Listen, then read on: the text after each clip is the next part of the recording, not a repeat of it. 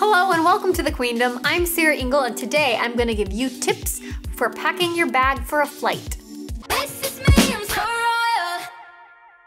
One thing I've been doing my entire life is packing because if you haven't seen some of my other videos where I've talked about this, I am an airline kid. Basically, since there were airlines, my relatives have been working in them. My grandma, not my grandma, my grandfather started working for the airline way back with Howard Hughes, with Hughes Air West. And it was actually something even before Hughes Air West. But then that Hughes Air West merged with Republic, where both my parents even worked. So my dad's a pilot, my uncle's a pilot, my mom was a pilot. She was not a pilot with the airline, she worked in reservations. But that was at Republic, which then merged with Northwest, which then merged with Delta, which is where my dad works today. So all that to say, there's a lot of packing that happens in my family for many generations, and we spent our lives packing knowing that we cannot check a bag, because one of the main perks of working for an airline is that you and your family can ride for either free or close to free if there's space on the flight. And you're riding standby way at the bottom of the list after any of the paying passengers. And one of the things that's important when you're non-revving is that you don't want to check a bag, because a lot of times you're stuck on that flight last minute, like right before the door is going to close, and they cannot move your bag onto the plane that last minute. So all of these packing tips are here to help you from someone who, I guess I'm a self-proclaimed pro. I've been trained by a lot of pilots on how to pack your bag without having a checked bag. This is for how to get all of your stuff into a TSA approved carry-on and personal item bag. No checked bags allowed today.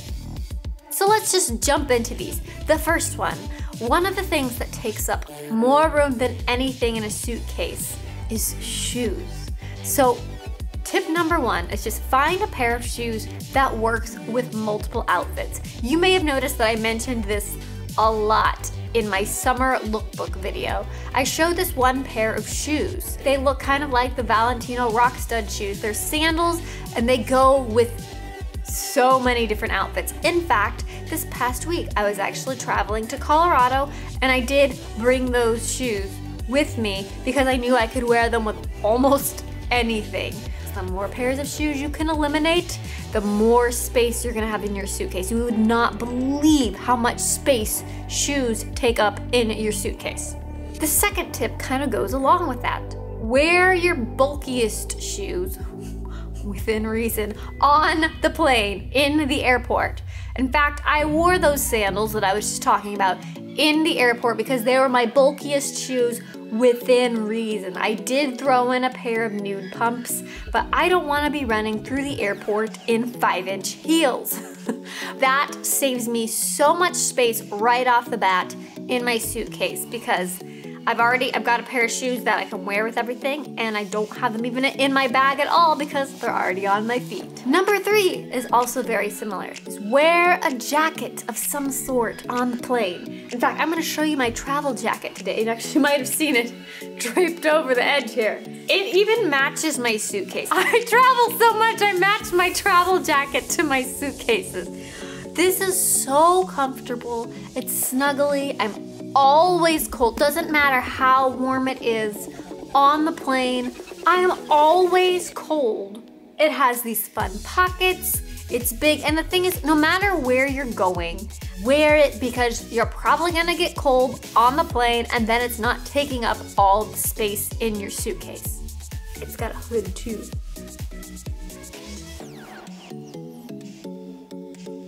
We've got more tips involving shoes. Since they do take up space, since you've got the shoes in your suitcase, if you do have a pair in there, you can stuff things like socks and small items inside the shoes because the shoes are basically gonna take up the same amount of space anyway. So you might as well utilize the space that's in the shoes for things so that you're not wasting that space because they take up a lot of room as it is. So number 5 is fold everything. Okay, some people swear by rolling, so either roll or fold everything. My dad folds everything. He is the ultimate master packer because he does it all the time.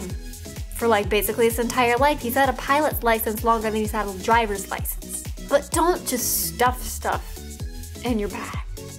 Not only is all of your stuff going to arrive wrinkled, but it is going to take up way more space. Like if you just fold it really nicely, it's going to take up so much less space. Number 6, similar to finding shoes that work with multiple outfits, find yourself different clothing pieces that work with multiple outfits. For instance, jeans. They're very versatile. You can wear lots of different things with them. If you throw in a pair of jeans, you can have something now. All of a sudden, you've got pants for multiple days. Great. Denim shorts are another good one. Just a lot of neutral pieces that can be paired with different things. Number 7, plan every day's outfit in advance. Almost think about packing in terms of outfits and keeping in mind too different pieces that can be used for multiple outfits. What I like to do is I kind of like plan out, okay, Monday, Tuesday, Wednesday, Thursday. I know I'm gonna be gone these days. What am I wearing? What am I doing Monday, Tuesday, Wednesday, Thursday? And what outfits am I gonna need? And I just pack literally what I need. I've already taken out all the hard parts. I don't have to think about it. It's all planned out, ready to go, and it's like great, easy peasy. Which leads into number 8. I say plan all of this and don't pack a bunch of extra stuff. One thing I do say is my mom has taught me, you always pack one backup outfit. That's partially because, like I mentioned earlier, we're non-revving. You never know if you're actually gonna make it where you need to go. You might not make it back and you might get stuck in the airport, but you never know if you might spill something on something. But when I say this, I mean like one extra outfit. If you're having that bad of a trip where you need more than one extra outfit, you're probably gonna need to make a trip to the store anyways because you're having some troubles. Like there's like a part 2 to this one. Do not just pack everything that you need. No. That was, yes, do pack everything that you need. Yeah, part 2 of that. Don't just pack everything that you think you might possibly use or want. That is, no. That's like the worst way of going about it. It's all about just thinking in advance what you're gonna need and have one solitary backup. Number 9, just planning in advance what you're gonna need. You can call ahead to the hotel where you're staying and see, hey, do they have a blow dryer? People might have a specific type of blow dryer that you wanna use. I get it, you've got your stuff, but you might be able to have things that the hotel will have there. Just think ahead and don't bring extra crap that you don't need. Number 10 is very similar. If you're staying at a friend's house or a family member's house, you can ask them what things of theirs you can use. Most likely if you're staying a friend, she has a blow dryer, she has a straightener, and she'd be happy to let you use it. You don't need to be stuffing your suitcase full of all these big contraptions, wasting all of your space just for something that's already gonna be at your friend's house. You should pack your own toothbrush. That leads into number 11. Maybe you're not going to a friend's house and staying at a friend's house, but you might be traveling with a friend and going somewhere together. You guys can coordinate. You don't both need to bring a blow dryer unless for some reason you guys know you absolutely must blow dry your hair at the same time. And honestly, you probably don't want to do that because those bathrooms in the hotel probably aren't that big. Number 12 is liquid bags. If you're an experienced traveler, you know that all of your liquids have to fit within a small little bag, and all of your liquids have to be 3 ounces or less. Otherwise, they will confiscate your liquids and throw them away. And as a girl who has some very expensive hair and face products, I would be very, very grumpy if somebody threw away some of my very, very expensive liquids. Get yourself a reusable travel size, TSA approved size liquid bag. They are so much more durable, and a lot of times they're shaped in such a way that they're still in the right size, but they're more likely to fit your liquids in them a little more easily than the Ziploc bags. Number 14 is some of the liquids you use on a daily basis are over the 3-ounce limit. Make sure you get yourself some little travel-sized containers to put things in. I have an example here. Whoa, I just flung this. This just came out of my shower. This is actually from Sincerely Sweet Boutique. It's a little seashell and it's very similar to Queen and Blue. It's a mint color and I put my purple shampoo in here. You also can find, like, if you ever are in Sephora and you're in the checkout line, basically look around you. There's a million things in sample and trial sizes in the checkout line of Sephora that's perfect for traveling. Number 15, a big part of the problem is that a lot of makeups are liquids and gels do fall into that liquid category too. Get yourself a foundation that isn't liquid. My little palette, it's an RCMA wax-based palette. It's not liquid. I don't have to put it in my liquid bag. It would take up so much space if it did have to fit in my liquid bag, but it's small enough and flat enough that I can get in my suitcase really easily. Anything that's a makeup that's liquid that you can avoid, just avoid it for traveling because it's gonna be a pain in the butt trying to fit it inside of this little teeny bag. Number 16, this is like a travel tip in general, but it actually helps with packing too, and I'll tell you why. It's get TSA pre-check.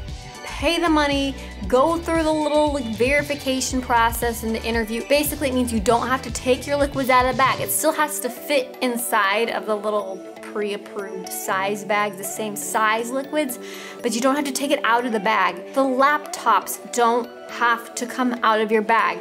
Extra pro tip, if you're going to do the TSA pre-check, go ahead and do global entry because that allows you to go through the faster lines if you're traveling internationally when you're coming back into the US. And it also includes TSA pre-check. So it's kind of like a 2-in-1 and it's like the tiniest little bit extra. It's like negligible and it lasts for like 5 years. It's worth it. Number 17, make sure that your personal item bag is as big as is allowed for your personal item. It still has to fit under your seat. It still has to pass all those requirements, but I wanted to show you guys the bag I have. This is the Soul Society bag, S-O-L-E Soul. This is like the maximum dimension personal item bag that you can get. And this thing's huge. It's like a whole other suitcase. I can fit so much more in here. I always have a ton of extra space in it. It's vegan leather for my vegan friends. Not only got the handles there, it's got this thing, so if you want to carry it over your shoulder. This thing is one of the best investments I have ever made when it comes to travel. Probably the number one investment was TSA pre-check / global entry because you get through security so much faster. I'll link to that in the description below so that you guys can find it. Number 18, having a suitcase that has a compartments on the outside so that you can just zip from the outside and have easily accessible compartments. I find that so handy. If you want to stick a boarding pass in there, you want to stick your phone in a little front pouch, you want to stick, I honestly have a brush a lot of times in that front pouch because hair everywhere. Just being able to have that readily accessible where you know right where it is, very, very handy. Number 19, use a mobile boarding pass if at all possible. It's really easy to just have it there on your phone. Some people might prefer the printed ones because they don't feel like they're worried about their battery dying. Number 20, I've been doing this so long, I do most of it in my head. I'm just really used to it because I've been doing it my whole life. But for most people, a packing list app can be really helpful, or just a packing list. So that way you're not like running around like, oh, did I forget anything? And it helps you plan out those outfits if you need. I'm gonna link in the description to some packing apps. Number 21 is a general tip, is don't take everything with you that you initially planned. You gotta pare it down. Once you get everything together that you think you really want, eliminate some things. I know some people will say, eliminate half. No.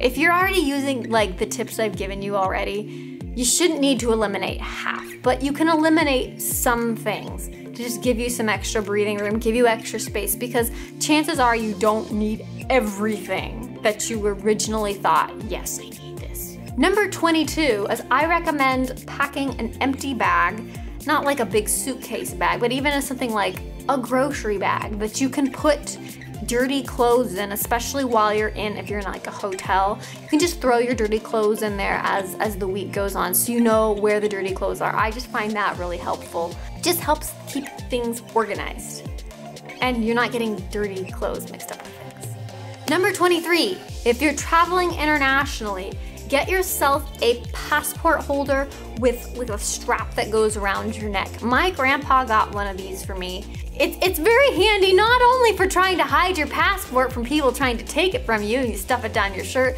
but it's also like you don't want to lose your passport in general. And a lot of times if you're doing things like going through customs or going through security and you've got all these things going on, if you just know my passport's around my neck, you can't lose it. And I use it every time I fly internationally. Number 24 is our last final tip, and it kind of ties everything together, is because it's to leave a little bit of extra space in your bag, especially if you're somebody you know likes to pick up souvenirs, but you never know what things you might encounter on your travel that you want to bring back for you or for someone else. So there you go. I have 24 tips for you on how to pack your bag for your next flight. I hope that was helpful for you. Leave a comment down below with your packing tips, because I want to hear from you guys what tips you have for all of us to help our packing lives be a little bit easier. If you want to hear actual travel tips, not just packing tips, let me know too in the comments if that's something you'd be interested in. Anyway, make sure you subscribe if you want to see more videos like this, and ring the little bell if you actually want to ever be notified that there is a new video. Thank you guys so much for watching, and I'll see you next time.